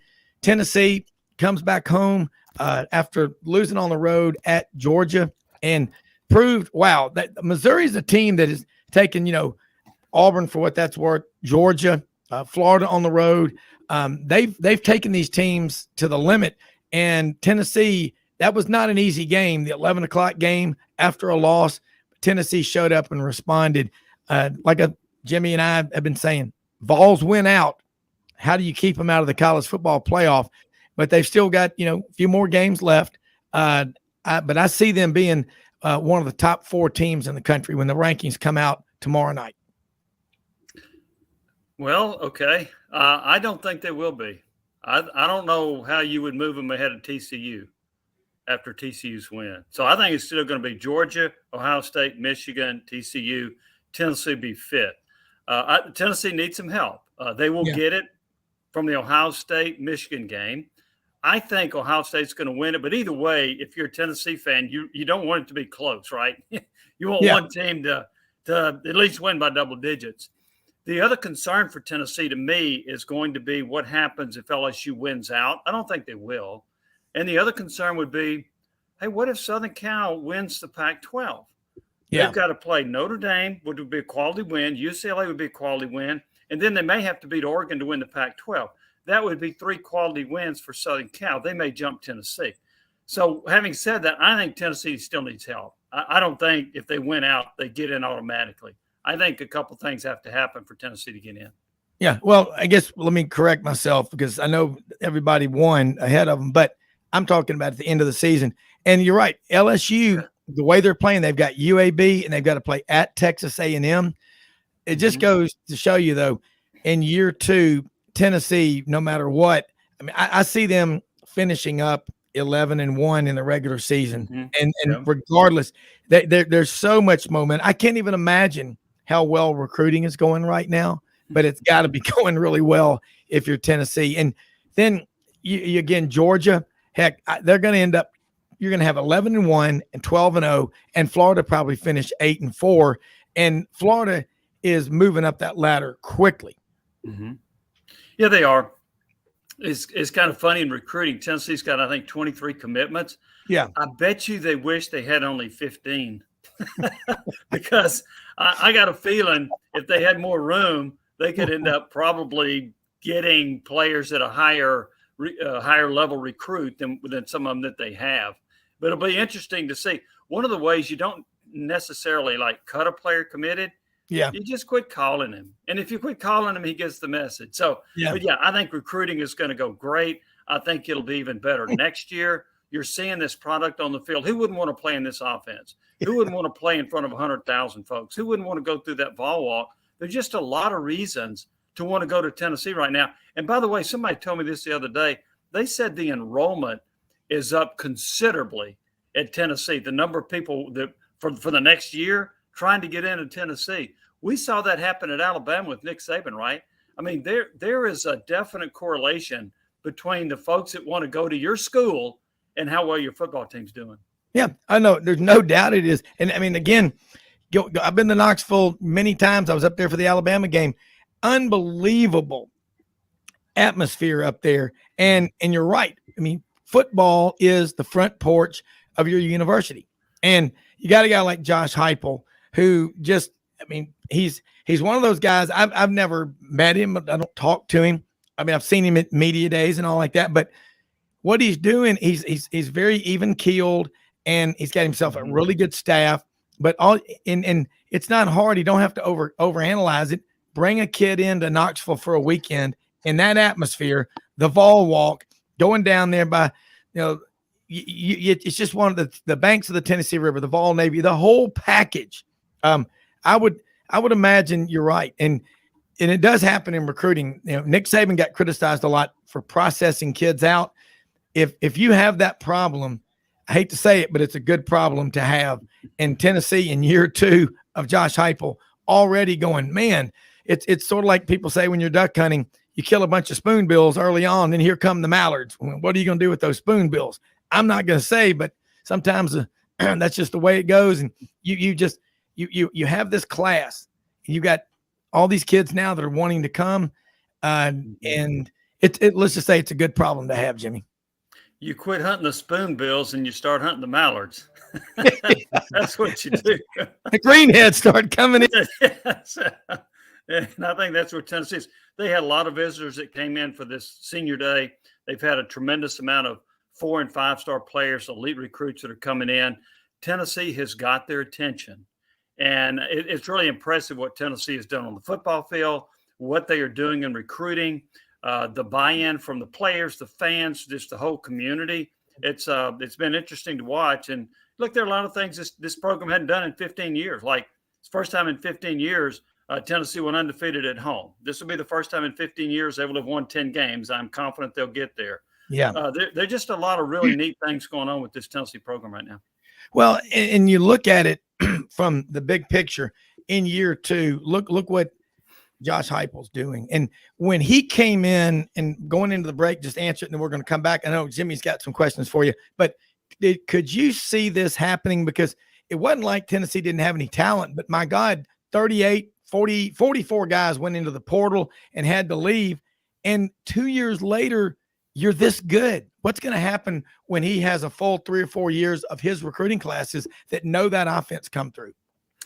Yeah. Did I see it coming? Was that your initial question? No. And anybody that says they did, I want them to take some truth serum. Nobody saw it coming. Did I see Tennessee becoming more relevant in the SEC under Heupel? Did I think his offense would work in this league? Yes. Did I think he'd lead the nation in scoring? No. Did I think he'd lead the nation in total offense? No. But I had enough respect for his offense to where I picked him to go 6-6 the first year, 9 wins this year. What I thought they would do is they would score a lot of points on a lot of teams like Missouri, like South Carolina, like Vanderbilt. They would not lose to teams they're supposed to beat. That's what I thought they would do. But I didn't think they would be beating Alabama. Didn't think they'd beat Georgia, which they didn't. But I thought with the elite, it would be harder to get over that hump. Well, now we've seen that, and Florida was another one that Tennessee was having difficulty with. So I thought the offense would be good enough for Tennessee to beat the kind of the above average to lower level in the league. I didn't know it was going to be good enough to beat the elite. Now we know that it is. And so I just think the future is incredibly bright for Heupel in Tennessee. Yeah, and when we come back after the break, I'd like to get your thoughts about they got to play at South Carolina. Here's a Carolina team that had won 4 in a row. And now they've lost 2 straight. You know they're not going to just lay down. And Tennessee, the challenge here is, okay, guys, look, this is a conference game. South Carolina got pounded by Florida. You better not pay attention to that because it's all about the way that you match up on game day. And that in the preseason, I thought Tennessee could win 10. And Roman Harper from SEC Network was up there at the tailgate before the Alabama game with us at Mark Ham's tailgate. And we were talking with him, and I said, I remember you picking him 10. And that's when my wife said, I'm voting for him for president. So it was a funny thing, but I think Roman does know football, and you know football, and Jimmy and I think we all do. But wow, here it is, a chance to go 11-1 and make the college football playoff. And it is something to me that is big, big, big. We're going to talk more quickly after this break on Sidelines.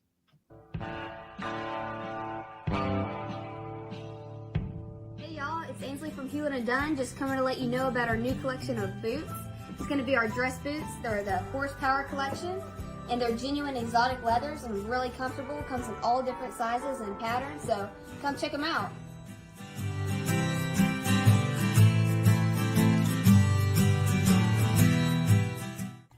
Red River Ford and Toyota, located in Wynne, Arkansas.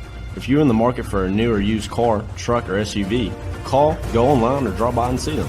Located 45 minutes from Memphis, go off the 4-city exit on I-40 and go north about 15 minutes on Highway 1. Easy to work with and still believe in customer service. If you live out of town, they will deliver your vehicle to you. RedRiverFordToyota.com. Just see what they can do. Strengthen your seed zone this spring with quality tillage equipment from House Industries. Located in Cherry Valley, Arkansas, House Industries specializes in manufacturing superior equipment that will minimize your downtime and keep you working in the field. To ensure the highest quality control, all design, fabrication, and testing takes place in a 99,000 square foot manufacturing facility located right here in the heart of the Delta. Locate your nearest House equipment dealer online at houseindustriesinc.com. House Industries, breaking ground. Sidelines with Rob Browne. Talk sporty to me.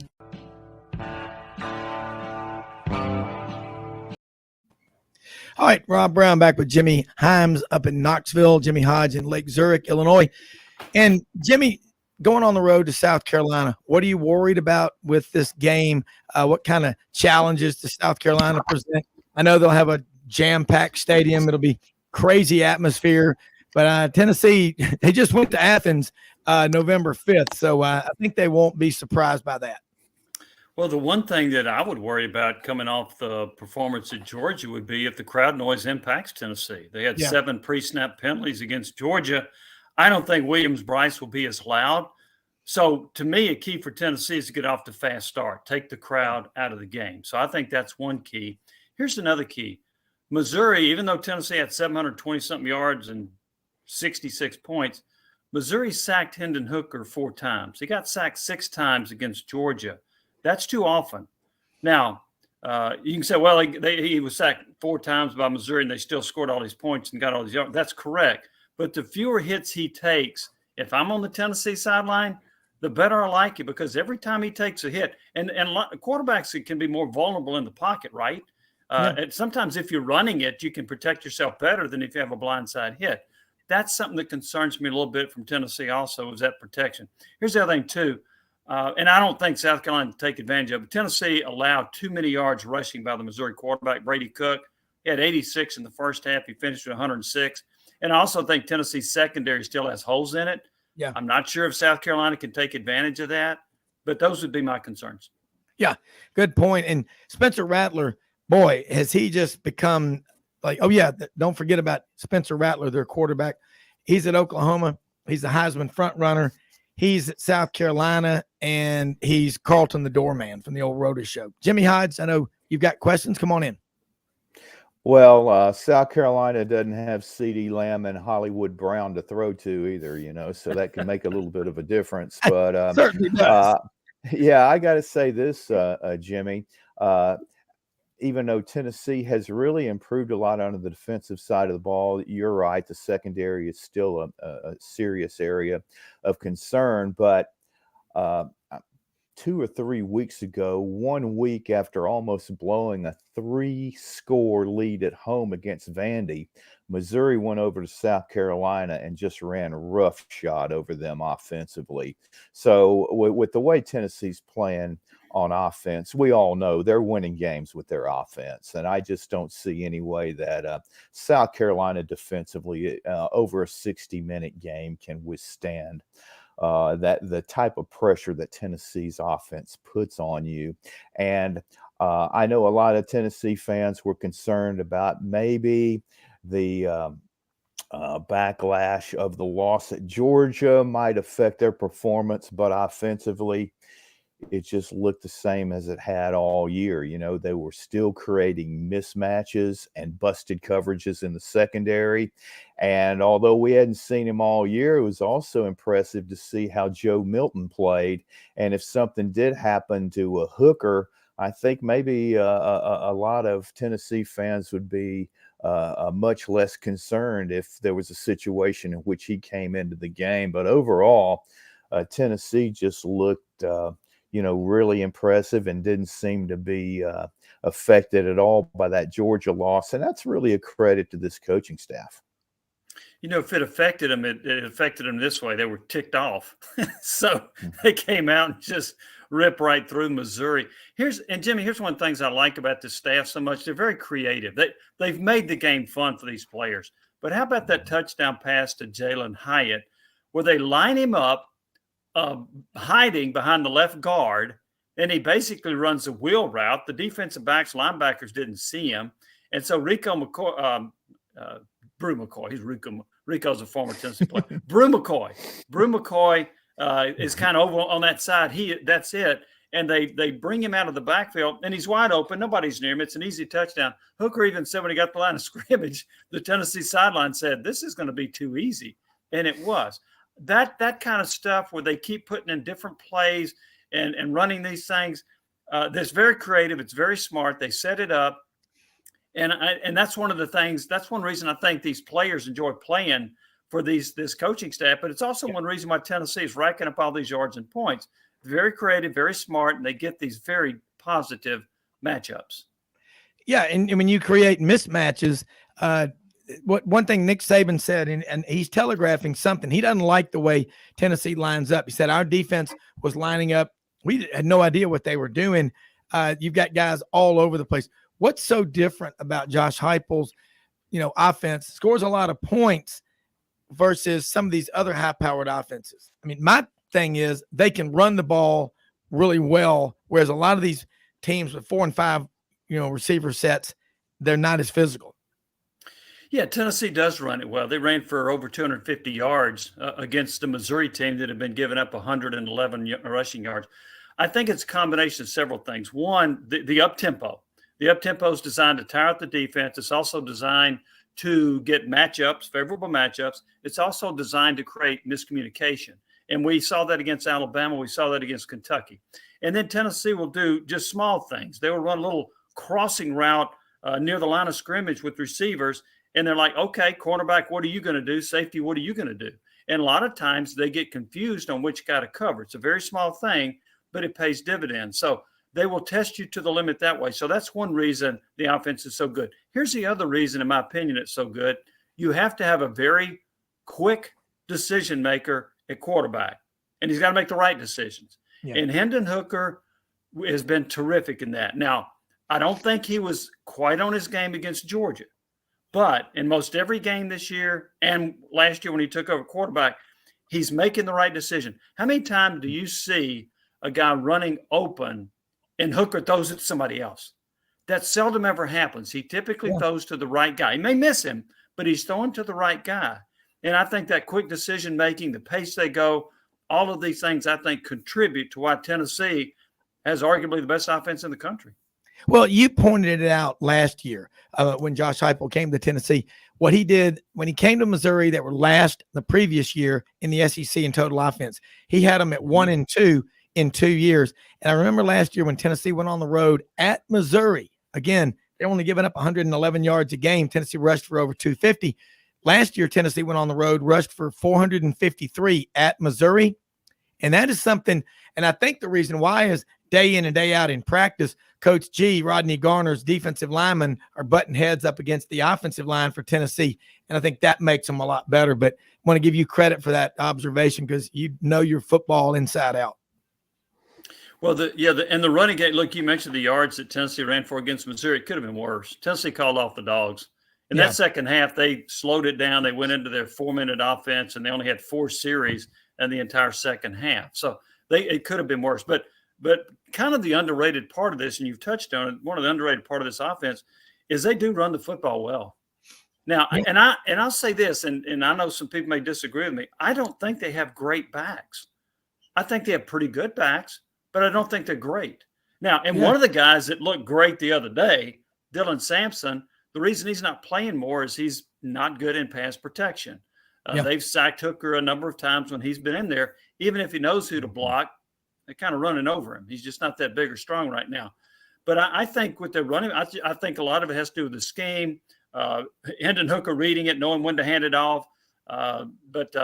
Here's the thing, and I'm doing a chart on this, and I think it's going to be interesting when I finally finish this to see what I end up.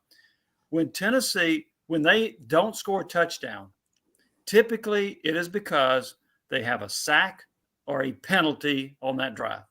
That's what stops them. Very seldom is it somebody like Georgia just shutting you down 3 and out and boom, you're punting. It's a sack or a penalty that stops them. And I'm charting that, and I've only gotten about halfway through. It's amazing how many of these drives have been stopped by one of those things, not by Tennessee's inability to run the football or throw the football. It's a penalty or it's a sack that stops Tennessee. Yeah, and that's what makes Tennessee so difficult to scheme against is because they can run the ball so well. And you go back 21 years ago, that 2001 team, wasn't it a native of Clarksville, Tennessee, Travis Stevens? Wasn't a big running back, 5'9", but they got everything they could out of that kid. I mean, he was a stud. I don't know if there's anybody that good on this roster, but you're right. You think about some of the guys that left Tennessee that went to other schools and then the guys that stayed behind. But I think it's the system that they put them in. And Jimmy referenced this a second ago. Jimmy, you're talking about Joe Milton. He's gotten that much better practicing every day and playing when he does. in this system, hadn't he? Yeah, I mean, he sure looked like he did, even though he hasn't had a lot of reps. I mean, except in mop-up time. But still, though, it is a game environment, and he just, looks comfortable out there. But, Jimmy, I wanted to ask you about this. You've commented on it earlier, but I had a couple of thoughts about this, and that is the playoff situation. Tennessee has 2 games left, and they are going to be heavily favored. And you mentioned that Ohio State, Michigan, one of those teams is going to be out. And whichever team loses, in my mind, is absolutely out because they are going to get murdered on strength of schedule comparisons to anybody else that they're competing with, for a possible 4th spot. But especially what would Michigan. Yeah, but Ohio State hadn't exactly been playing the AFC East either, No, their best one was Notre Dame. Yeah, and a Penn State offense that was, okay, really made them look ordinary. And I know they played Notre Dame early, but they really struggled against them. That went down to the end of the game in Columbus. But what I'm wondering about, because if you had a scenario where LSU did win out, which would include a win over number 1 Georgia, and they were a 2-loss SEC champion, it would be tough to keep them out. But yet you've got to answer, well, how does LSU get in against a Tennessee team that beat them 40-13 in Baton Rouge? So either way, that could be the type of thing that cements going to a 12-team playoff by the 2024 season. Although the powers that be are saying it's going to be hard to put the logistics together that quickly, even though the board of managers, which is the presidents, they fast forwarded that 3 or 4 months ago because they didn't think the committee was moving quickly enough. So I think that could really well speed that up, because it's hard to argue that, and everybody hates hearing this if you're not an SEC fan, but it's tough to argue right now anybody's playing better than those 3 SEC teams, I mentioned. As far as USC, again, strength of schedule, the loss to Utah lost to Florida, in the opener, and then UCLA had a horrible loss Saturday night to Arizona at home. So the fact that Tennessee has 5 wins over ranked opponents, puts them, I think, ahead of everybody else if you're going to compare from that standpoint in regard to competing for that 4th spot. Well, the tough thing about that is that some of those ranked teams that Tennessee beat, like Kentucky losing to Vanderbilt, and Pitt is 6-4 maybe. There's a little bit of a shine that's come off of those. I do think, though, that with USC, look, UCLA is still going to be ranked, and whoever they play in a Pac-12 championship is going to be ranked, and they play Notre Dame, which is ranked. So that concerns me a little bit. Tennessee does not play an opponent that boosts them. Now, at one point, they had the top strength of schedule of anybody that you were considering. But the last 3 opponents on the schedule had a combined strength of schedule of 77 or so. So that dings you a little bit. But here's my concern, Jimmy, about what you're saying, and I get what you're saying. How much weight does a committee put on a conference championship? They said they're going to weigh that more heavily. If they do, I think that hurts Tennessee's chances. And it's not only is Tennessee not going to be a conference champion, they didn't even play for it. So I think in the committee's view, and I'm looking through their lens, not necessarily mine, but through theirs, I think that hurts Tennessee a little bit. Well, that's going to be the tough thing to deal with, because you look at Jimmy and both of y'all. I think Tennessee and Georgia are tied now.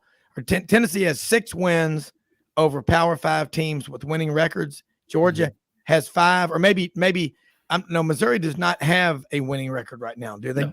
No. So Tennessee has 5 wins over Power 5 teams with winning records, and Georgia has 5. And then after that, Clemson's got 4. They may have 5 now too, but that's got to weigh in on Tennessee, because again, those are impressive numbers. I mean, you can't argue with them, but Jimmy, maybe you can. Well, having five wins in the ACC is a little different than having 5 wins in the I in agree the with that. SEC. You know, Yes. yeah, and I think Tennessee too. Just the fact that victories over Tennessee and LSU. I mean, over Alabama and LSU. I mean, you can't take those away. And and also we've seen in the past, Jimmy, when it got down to the nitty gritty of deciding on that 4th team, the football coaches in the room have had a history of being really big on the eye test. They know a good team when they see one, and they know that one team, if it's obvious they're better, they're going to reward that. And that's how Alabama got in twice, because you couldn't put an Ohio State team in that lost to an unranked conference opponent 55-24, or to like they did to Iowa, or 49-20 against Purdue. You just can't do that. So I think that would bode well for them also. But of course, we'll see. But don't underestimate the influence that the football coaches have when it gets down to the very end of making that decision. I agree. Jimmy, we got about a minute left. And I mean, this is great conversation, man. You're bringing, we could go on all day about this. Let people know how they can follow you, because you put out a lot of great information. Well, on my Twitter account, which is at Jimmy Himes, you can also go to 991thesportsannual.com. That's where I write my blogs. I write 2 or 3 a week. And then if you're in the area, you can listen to us on iHeartRadio. You can also hear us at 99.1 FM, 990 AM as well. And it's a 4-hour show. We go 3 to 7. And we certainly are Tennessee centric. We'll be talking a lot about Tennessee football, and Tennessee's chances in the college football playoff. Well, I got the app on my phone. I love it. And you put out a lot of great stuff on Twitter. Jimmy Himes, thank you so much for joining us. Hey, man, go out and help somebody with the expectation to get nothing in return. Don't give to get, just give to give. Most often we see the face of Christ in the least among us. And if you ever wonder, we live in the greatest country in the history of the world, because we get to hear guys like Jimmy Himes and Jimmy Hodge and I talk about college football and basketball and all. We'll be back with you tomorrow. Got a great lineup tomorrow. Jordan Hill, 24/7 Sports on Georgia. Coach David Cutcliffe from the SEC office in Birmingham will join us, among other guests. But thanks for listening. Until then, have a great day. We are out of here.